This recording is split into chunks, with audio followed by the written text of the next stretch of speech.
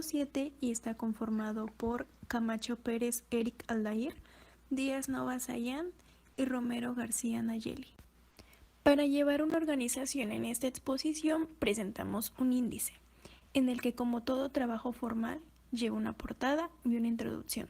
Enseguida presentamos el desarrollo de nuestro tema. Comenzamos con las generalidades para hablarles un poco de lo que vamos a exponerles. Enseguida comenzamos con la explicación de lo que va a ser y lo que va a conformar el músculo estriado. Después el músculo cardíaco y finalmente el músculo liso. Vamos a dejar enseguida nuestras conclusiones y referencias. Los músculos son los órganos encargados de los movimientos corporales. Están formados por fibras musculares que son células especializadas y responden a impulsos nerviosos, voluntarios o involuntarios, debido a la cual se contrae o acorta produciendo el movimiento.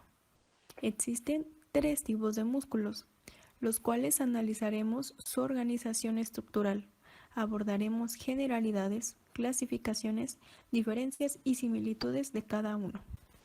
Ahora bien, vamos a recordar que la función principal del músculo va a ser el movimiento, pero específicamente la contracción, que esta se va a deber a la interacción que van a tener los miofilamentos. Recordemos que estos miofilamentos están conformados por la unidad funcional de los músculos, el sarcómero.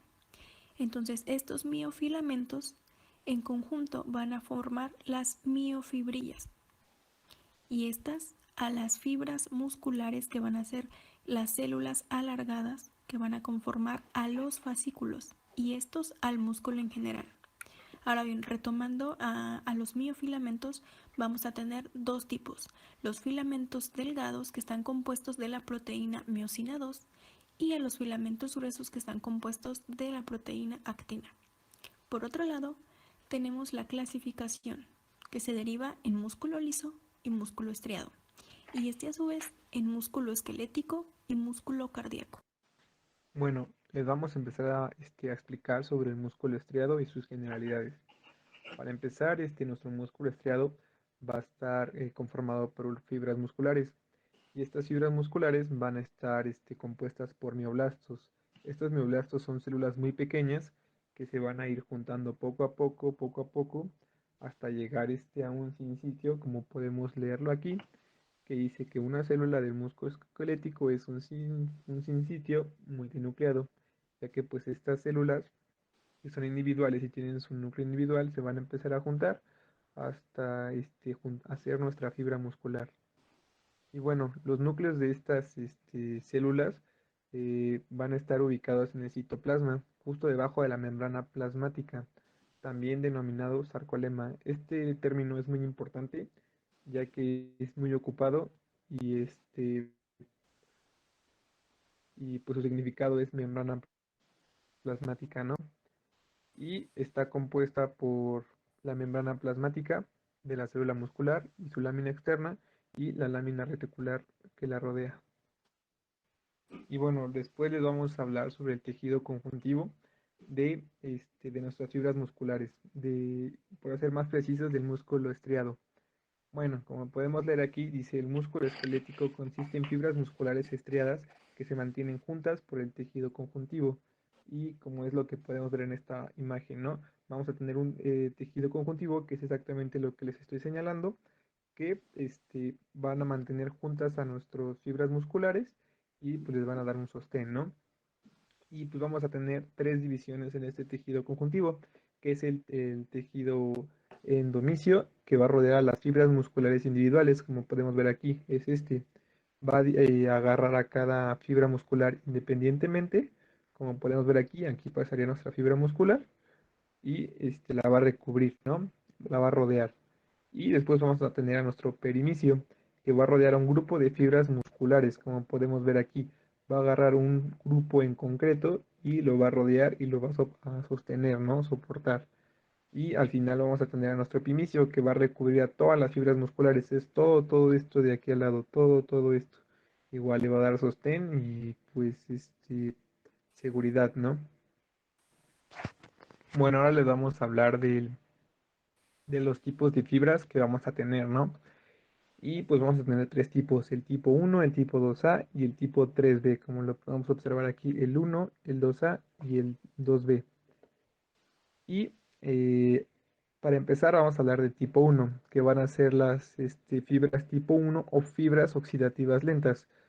Y pues estas fibras van a, su principal acción va a ser una contracción lenta y resistente a la fatiga cuando hay una contracción en nuestro músculo, ¿no? Van a ser pequeñas y contienen muchas mitocondrias y grandes cantidades de mioglobina. Y después vamos a tener a nuestras fibras tipo 2, o fibras glucolíticas oxidativas rápidas, que su principal función va a ser la contracción rápida y van a ser resistentes a la fatiga. Estas fibras van a ser medianas, con muchas mitocondrias, con contenido de alto de hemoglobina y grandes cantidades de glucógeno, que esto les va a permitir que sean capaces de realizar la glucosis anaeróbica, ya sea para un ejercicio o una demanda de movimiento del músculo que sea muy propenso, muy larga esta duración, ¿no? De esta contracción del músculo. Y después vamos a tener a las fibras tipo 2B o fibras glucolíticas rápidas.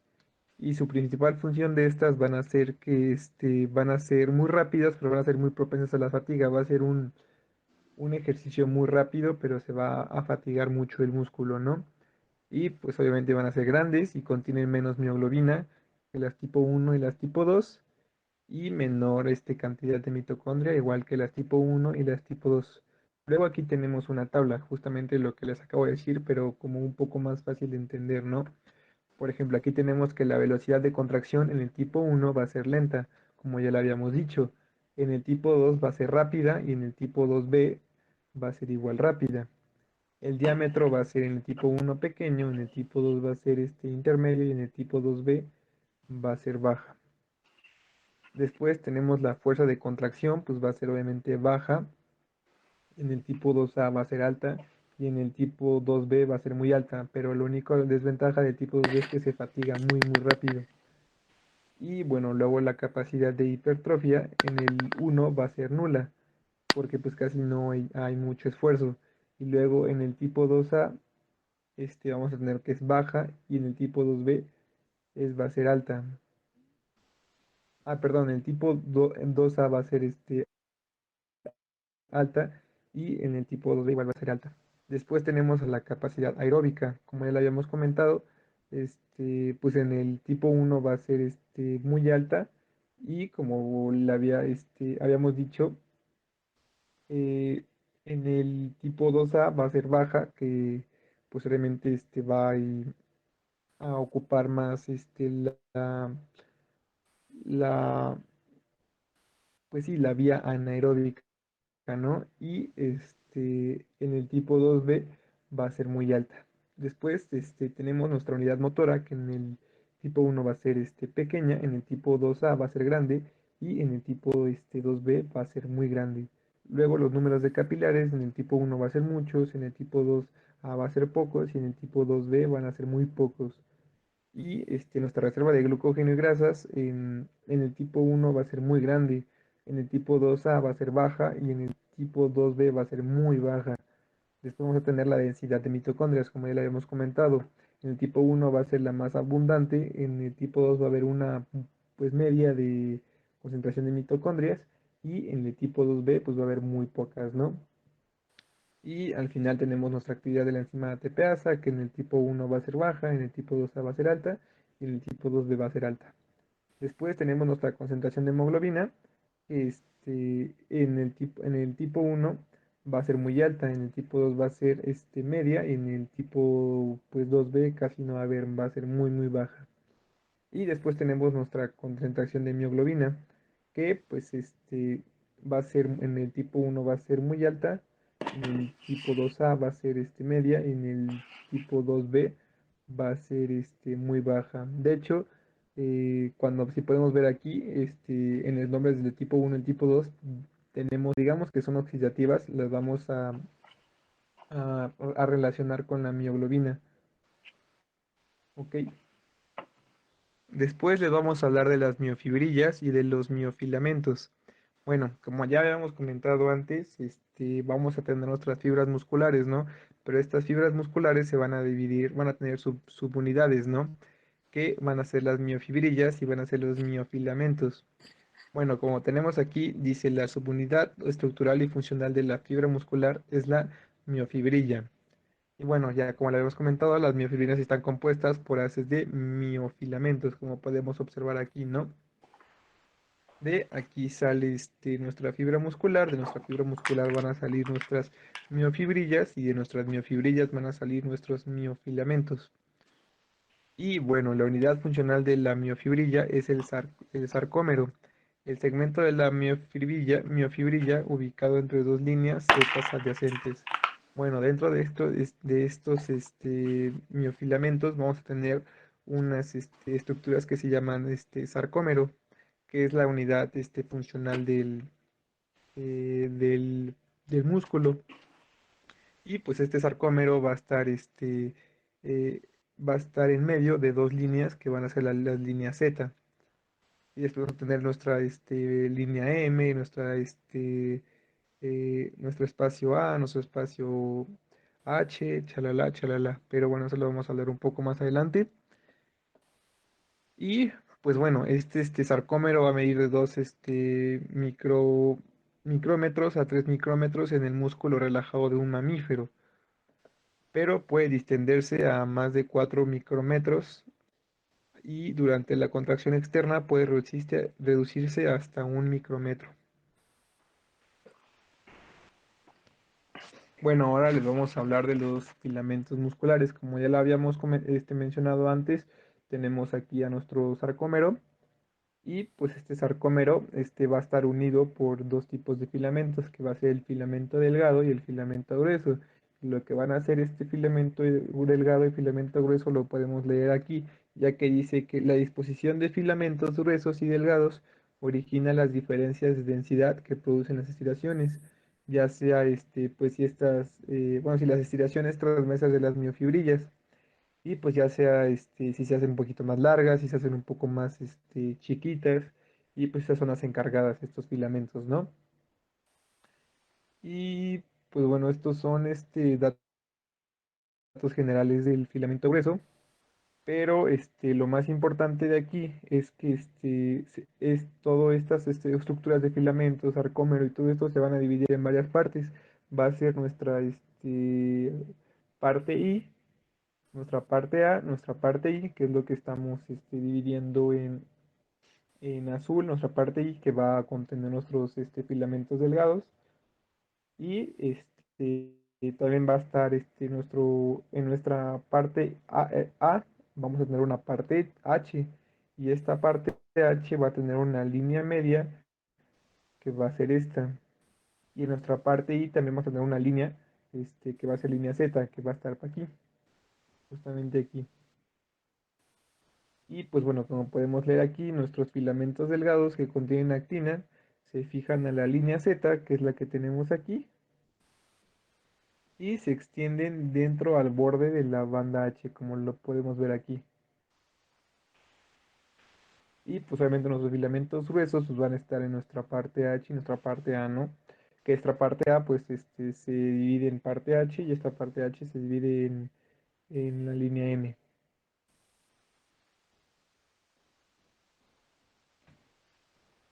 Después tenemos a nuestros filamentos delgados, que estos filamentos delgados van a consistir principalmente en moléculas de actinas polimerizadas, acopladas con proteínas reguladoras que después las mencionaremos, y otras proteínas asociadas al filamento delgado que enroscan estas juntas, como podemos ver aquí. Tenemos nuestras moléculas de actina, que son estas, que están enrolladas entre sí como si fueran unas hélices en zigzag, y pues van a estar como enroscadas, ¿no? Normalmente van a tener un diámetro de 5 nanómetros a 6 nanómetros y va a consistir de una hélice doble de doble hebra de monómeros de actina polimerizada, como ya le habíamos comentado antes. Cada filamento delgado de esta está calibrado aproximadamente de una micromicra a 1.3 micromicras de longitud, según el tipo el muscular. Y pues vamos a tener dos proteínas reguladoras principales o las más importantes en estos músculos estriados, que va a ser la trompomiosina, y que es la que estamos viendo aquí, justamente esta, en la parte que estás viendo el dibujo en 3D, que es estas cositas eh, rositas. Y vamos a tener a la troponina, que pues es esto, nuestros bracitos estos.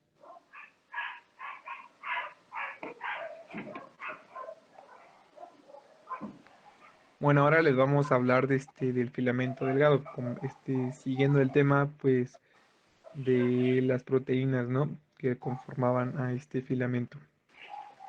Y pues vamos a tener a nuestra actina G, que es una molécula pequeña de 42 kilodaltons, que se polimeriza para formar una hélice de doble hebra llamado filamento de actina F, es justamente el que podemos ver aquí,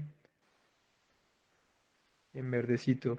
Y después vamos a tener a nuestra trompomiosina, que es una proteína de 64 kilodaltons que también consiste en una doble hélice de dos polipéptidos.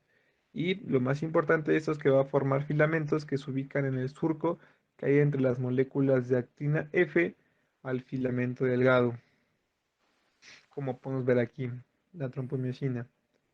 Es esta que vemos en rosita igual, como podemos observar, pues va como en zigzag, ¿no? Formando una hélice. Y pues son dos. Esta va hacia aquí arriba, luego esta hacia aquí abajo, esta hacia aquí abajo, esta hacia aquí arriba. Y después vamos a tener a nuestra tromponina, que consiste en un complejo de tres subunidades globulares, que es la que podemos ver aquí, que es la TNC, la TNL y la TNT. Y es importante recalcar que cada molécula de trompomiosina contiene un complejo de troponina, como podemos ver aquí, ¿no? Cada complejo de trompomiosina va a contener a nuestra troponina, ¿no? Va a estar como pegada, anclada a ella. Y pues bueno, primero vamos a empezar a hablar de la troponina C, que en sus siglas es TNC, que es la subunidad más pequeña, ya que va a medir 18 kilodaltons. Y lo más importante de esta proteína va a ser que va a fijar el calcio para poder tener una buena, bueno, sí, para poder tener eh, la, la contracción del músculo.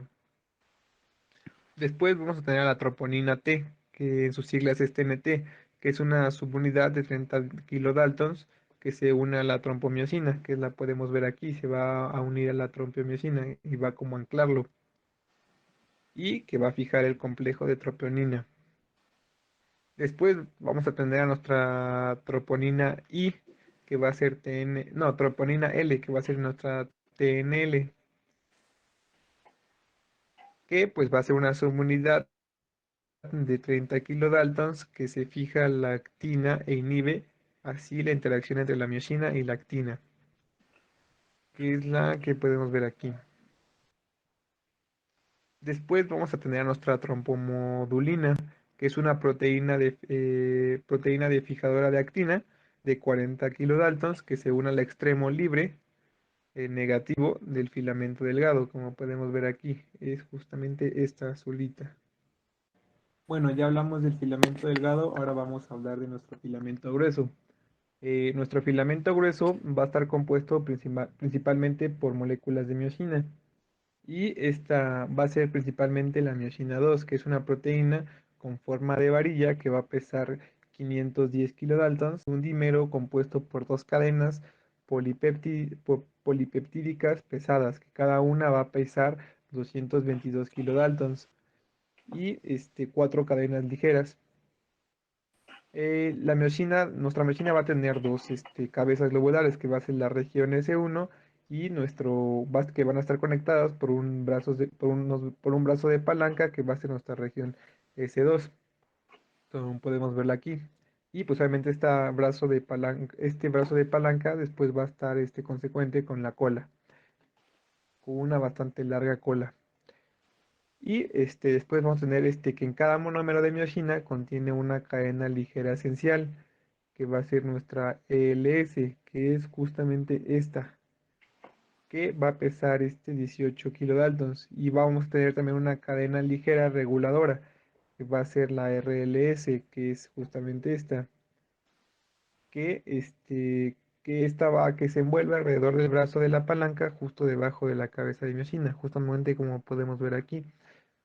Después vamos a tener que para la digestión enzimática de la miosina va a producir dos fragmentos, una meromiosina pesada, que es HMM, y otra meriomiosina ligera, que es LLM, que es la que podemos ver aquí, la ligera y la pesada, ya que pues la pesada es porque está aquí nuestra cabeza o región S1, que es como la más pesada, y la ligera, que es la cola, que es un poco más ligera. Después vamos a tener que las moléculas de miosina en el músculo estriado se van a agrupar cola con cola para formar filamentos gruesos bipolares de miosina, justamente como podemos ver aquí, como que se agrupan y se van sobreponiendo hasta pues como juntarse y hacer como un filamento bipolar, como con bastantes cabezas aquí al lado, solamente que va a quedar una zona como desnuda, una zona como larga. Bueno, ahora vamos a por el último tema de dar de músculo estriado. Ya hablamos de nuestras fibrillas gruesas, bueno, de nuestras fibras gruesas, y pues ahora vamos a hablar de sus proteínas accesorias, ¿no? Bueno, las proteínas accesorias mantienen la alineación precisa de los filamentos delgados y gruesos dentro del sarcómero. Son imprescindibles para la regulación del espaciado, la fijación y el alineamiento de los miofilamentos. ¿Qué quiere decir esto? Quiere decir que va a ayudar como a la fijación, a la elasticidad, al movimiento, pues de nuestros miofilamentos, ¿no? Y pues más precisamente del sarcómero, mantenerlo como en su lugar. Y pues bueno, estos componentes estructurales proteicos de fibrillas musculares esqueléticas representan menos del 25% de las proteínas totales de las fibras muscular. Esto sea muy, muy, muy poco. Y bueno, para hablar primero de estas proteínas, vamos a tener a la titina, que esta proteína es una proteína gigante que va a pesar 2500 kilodaltons, que abarca la mitad del sarcómero. Entre los filamentos gruesos y delgados, dos porciones con forma de resorte de esta proteína contribuyen a centrar el filamento grueso en el medio de las dos líneas Z. Y es justamente el que podemos ver aquí. Como ya lo habíamos visto, pues va a estar como en forma de resorte, ¿no? Para que este sarcómero y estas eh, fibras de miosina pues no se peguen a la línea Z, mantenerlas en su lugar. Después vamos a tener nuestra alfa-actinina, que es una proteína fijadora de actina, bipolar, corta y va a pesar 190 kilodaltons y con forma de varilla,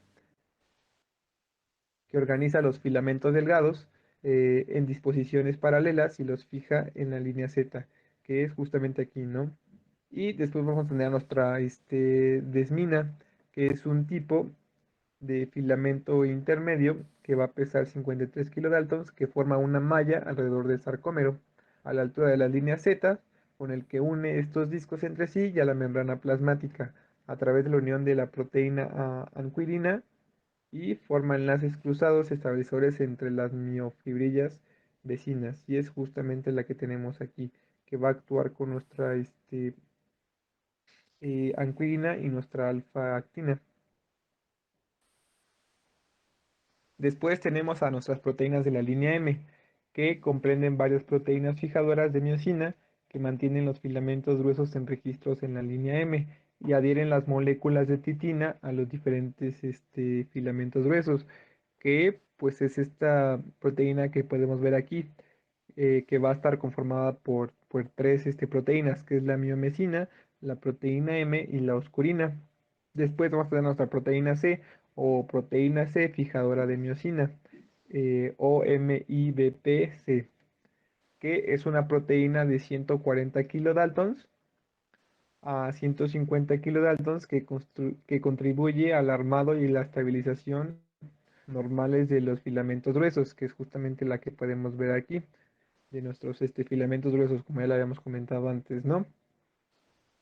Y por último vamos a tener a la distrofina, que es una proteína grande de 42 kilodaltons, eh, que, que vincula la lámina que reside en la lámina externa de la célula muscular con los filamentos de actina, que es esta la que podemos ver justamente aquí. Mi compañero les habló sobre la organización estructural del músculo esquelético. Ahora yo voy a hablarles sobre la del músculo cardíaco, que curiosamente es la misma. Sin embargo, vamos a encontrar aquí a los sitios de unión de las células que son llamados discos intercalares. Estos van a ser exhibidos por las fibras musculares y se van a encontrar de manera transversal a esta. Pero ese punto lo vamos a mencionar más adelante. Y para reiterar, recordemos que el músculo va a estar compuesto de haces de fibras musculares que conocemos como fascículos y que estos a su vez pues están conformados por fibras musculares que van a ser células alargadas y estas por miofibrillas musculares y estas por los miofilamentos, que como mencionamos en las generalidades, pues van a haber de dos tipos, los delgados y los gruesos. Y que derivados de estos vamos a encontrar a lo que conocemos como la unidad funcional del músculo, el sarcómero. Ahora bien, vamos a hablar sobre la estructura de las células musculares cardíacas, que van a ser células alargadas que conocemos como fibras musculares cardíacas. Vamos a tener primero que su núcleo va a tener una ubicación central y que eso la va a distinguir de las células esqueléticas, porque recuerden que les había mencionado que su estructura se parecía a esas células esqueléticas, pero esta ubicación central del núcleo es característico de las células musculares cardíacas.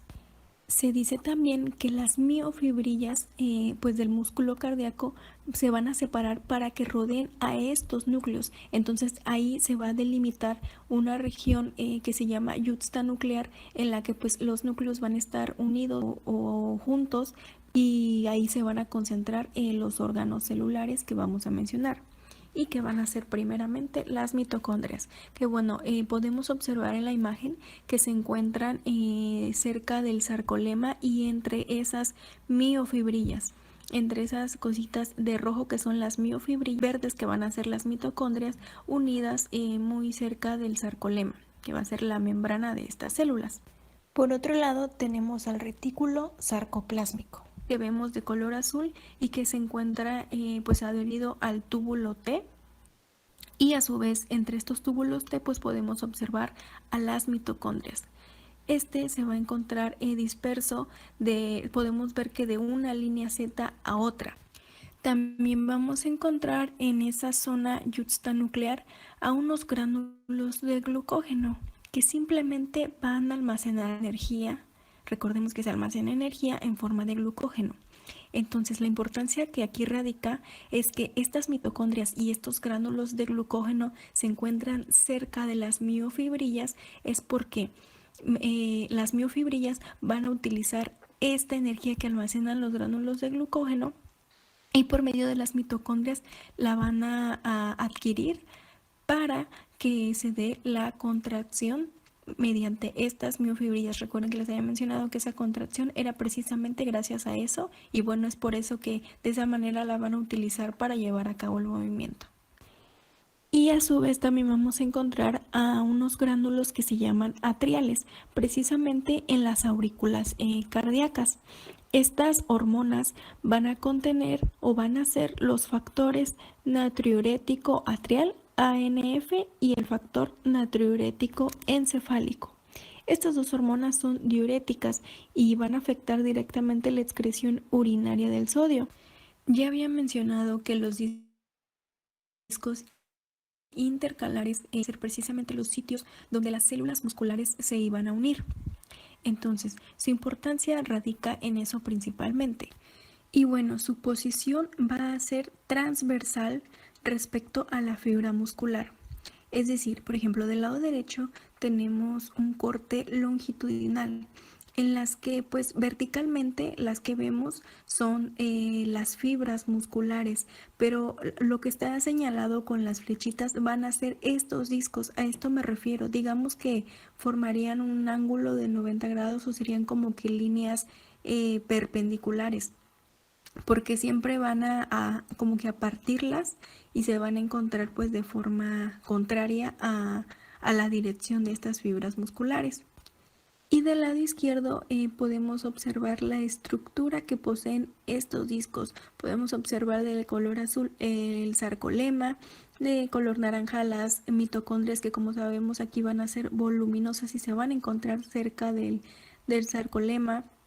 Podemos también visualizar por ahí a las líneas Z y a los túbulos T, al núcleo que pues se debe encontrar al centro. Recuerden que eso es algo característico de estas células musculares, y algo muy importante son dos componentes, uno lateral y el otro que va a estar transversal, pero de esto vamos a hablarle posteriormente, junto con lo que va a ser la mácula y la fascia adherens. Esta fascia adherens principalmente va a ayudar a que los extremos de cada una de las células que se vayan a unir por medio de estos discos tengan una buena fijación, y esta mácula prácticamente va a coadyuvar en la función de esta fascia adherens. Por otro lado, las uniones de hendidura van a constituir el elemento estructural de lo que va a ser el componente del disco intercalar, pero eso lo voy a comentar a continuación.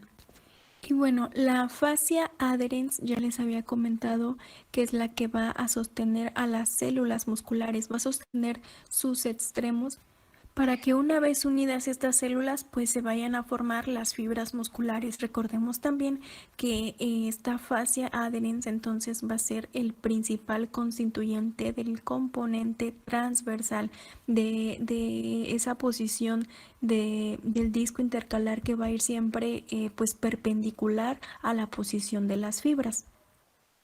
Es también el sitio donde los filamentos del sarcómero se van a fijar al sarcolema. Anteriormente ya les había mencionado que esta mácula adherens iba a coadyuvar en la función que tenía la fascia, en pues tratar de que los extremos de las células se unieran a la zona lateral del sarcolema, o de los discos más bien. Entonces, esta mácula especialmente va a ayudar a que cuando surja la contracción, las células no se separan. Va a coadyuvar esa fijación de los extremos para con el disco, y también va a permitir que las células individuales vayan a unirse entre sí. En este caso, no solamente se va a encontrar el componente lateral, sino también el transversal. Y ahora bien, hablando de las uniones de hendidura, que pues no son otra cosa más que las uniones de comunicación, vamos a tener que el principal elemento estructural del componente lateral del disco pues van a ser estas uniones, el lugar donde se va a permitir el intercambio iónico, ese inicio para el potencial de acción para que se transmita la información entre células contiguas. Observamos gracias a eso pues a los canales hidrofílicos que pues se encuentran en sus extremos con unos conexones que a su vez representan el conjunto de las conexinas. Estos conexones pues están sellando las membranas plasmáticas de ambas células que van a intercambiar información. Ahora voy a hablarles un poco sobre el ciclo de la contracción mediante estas imágenes con 9 pasos.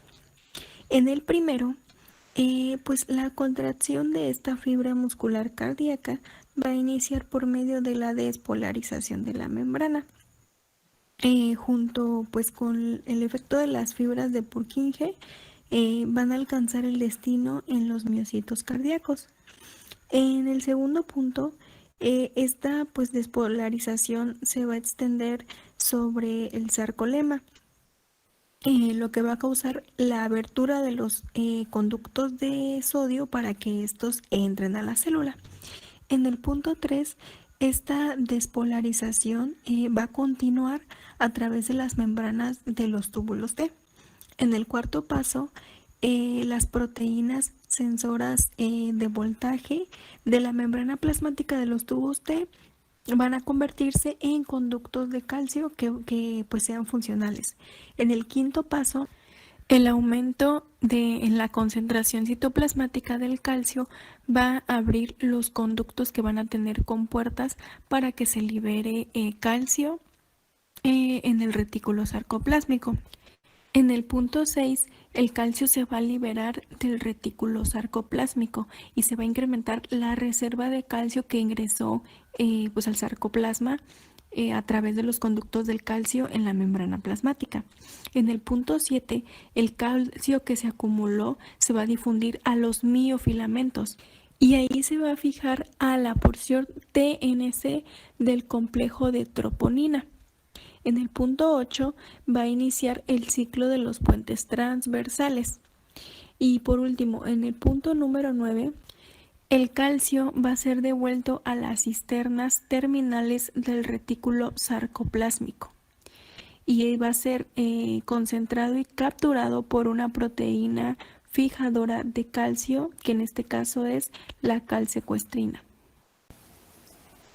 Ok, ahora hablaremos acerca del músculo liso y comenzaremos mencionando algunas de sus generalidades que tiene.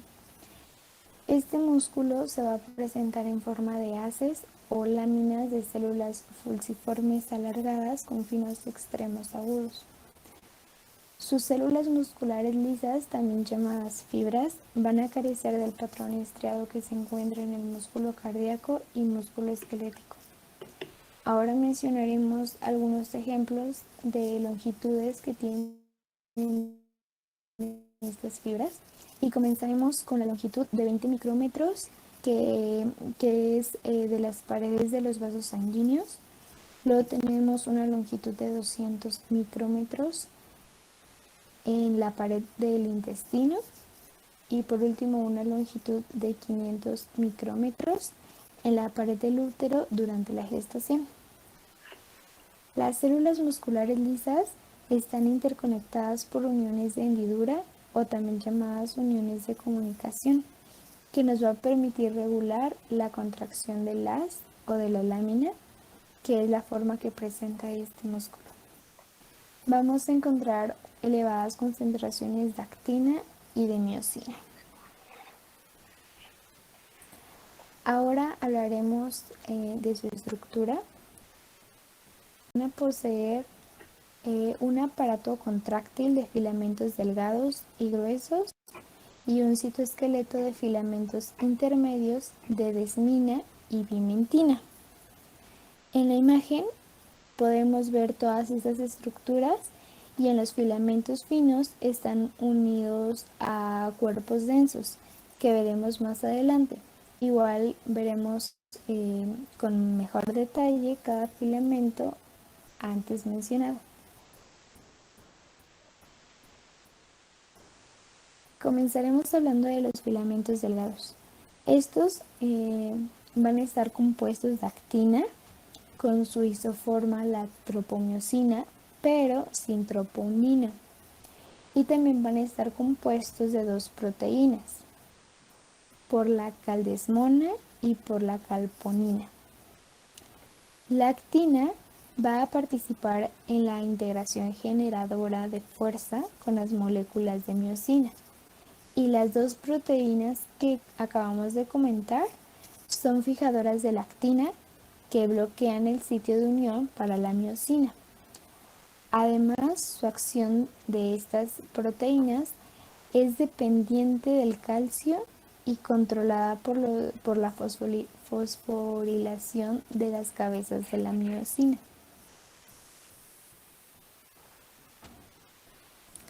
Los filamentos intermedios, estos son parte del citoesqueleto celular y contienen filamentos de bimentina, además de que también contiene filamentos de desmina.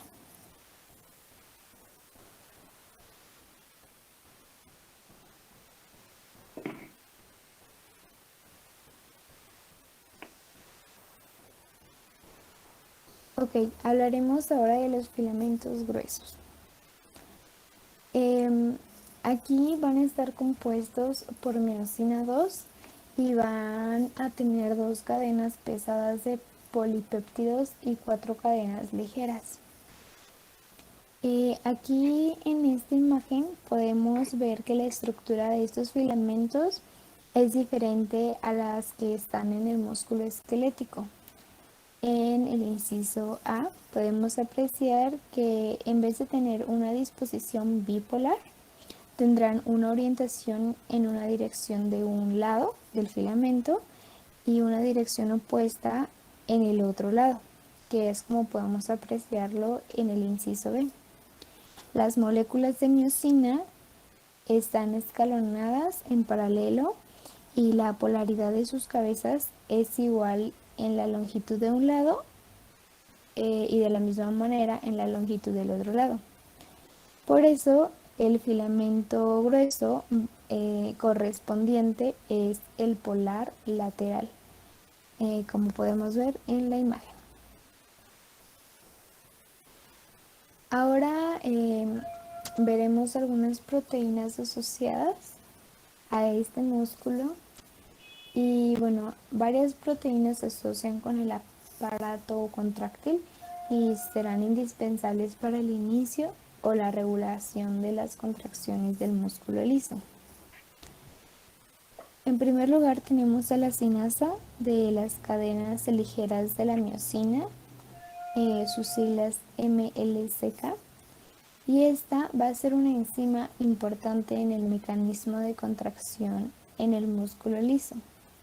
Además, cuando la MLCK está activada, va a fosforilar una de las cadenas ligeras reguladoras de la miosina para poder formar un enlace cruzado con los filamentos de actina.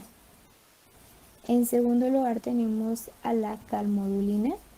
Esta es una proteína fijadora de calcio y también regula su concentración intracelular. Existe un complejo de calcio-calmodulina que se fija a la enzima antes mencionada para poder activarla y junto con la caldesmona regularía su fosforilación y separación de la actina F. En tercer lugar tenemos a la alfa-actinina. Esta va a formar el componente estructural de los cuerpos densos. Hablando de estos cuerpos densos, estos van a proveer un sitio de fijación para los filamentos delgados e intermedios. Contienen proteínas de adhesión alfa-actinina, como antes lo mencionamos. Transmiten fuerzas contráctiles generadas dentro de las células y esas contracciones van a producir que se altere su forma. Y por último son análogos intracelulares de las líneas Z del músculo estriado. Frecuentemente estos cuerpos densos se ven como pequeños cuerpos electrodensos irregulares y aislados, pero también pueden aparecer como estructuras lineales irregulares. Por último, hablaremos muy ligeramente acerca de la contracción con el único fin de dar una pequeña introducción al equipo siguiente. Su contracción del músculo liso puede ser desencadenado por 3 aspectos principales. El primero va a ser por impulsos mecánicos que van a activar canales iónicos mecanosensibles que conducen a la iniciación de la contracción espontánea. En segundo lugar, las despolarizaciones eléctricas que van a liberar neurotransmisores como la acetilcolina y la noradrenalina que van a estimular a receptores de calcio. Y por último, estímulos químicos que van a utilizar mecanismos de segundos mensajeros que no necesitan la generación de un potencial de acción. Nuestra conclusión.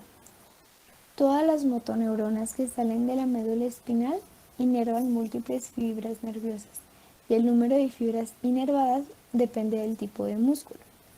Un axón motor individual puede ramificarse y aunque cada fibra muscular es inervada por una única neurona motora, un músculo completo puede recibir inervación de varios centenares de neuronas motoras diferentes.